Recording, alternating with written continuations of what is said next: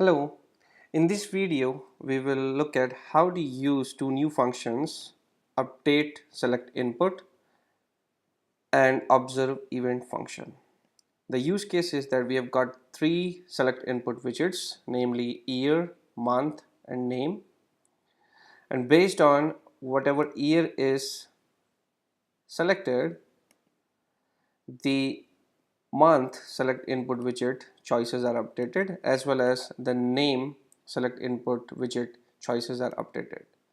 We'll be using a dummy dataset here which I have created, and the code is all uploaded in my guest. You can run it directly from the RStudio console. I have also put the details in the description section. Let's get started. The logic here is to capture event. Event can be a change in input. Say for example, I change the year or loading of the app. We capture the event, and using that along with update select input, we are going to change the select input widgets here and the third select input. So if I change it to 2001, whatever months we have, we can see here we have got December and November months for 2001, and the choices show December and November. And for December we have rows, and that's what we see here in the choice for name. If I select November, it shows me Tim, which is what I have for 2001 November. Let's see the code. We have got three files here: global.r, server.r and ui.r. In global.r I have used data frame and created a dataset with year, month and name, and this will be accessible to both server.r and ui.r. Let's look at ui.r. In ui.r, I have got a very simple code, very simple UI with three select inputs as we see, and then I'm also displaying the dataset here.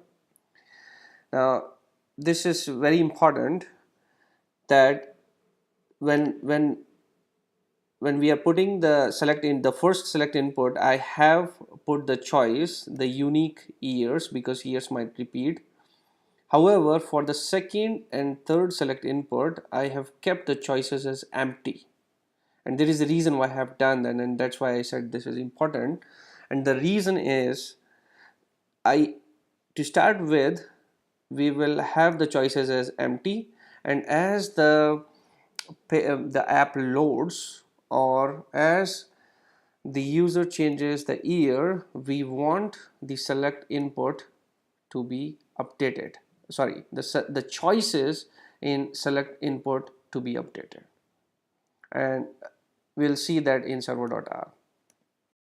Here we have observe event function, which is capturing the change in year, input $year, and then we have update select input function where we are updating the choices for month select input widget using this subset condition.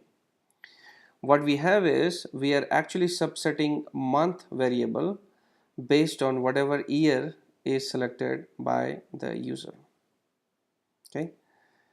Important point is that we need to have the session argument in update select input, and if we miss this, it will throw an error. Then we have second observe event. This is to capture change in month, and then we have update select input, and this time we are populating or updating the choices in the name select input widget based on the year and the month selected by the user. If we look at the syntax of update select input, it's pretty much same. We have the name of the input which select input, the ID and the choices. In addition, we have this session argument which we need to make sure we add when we are using update select input.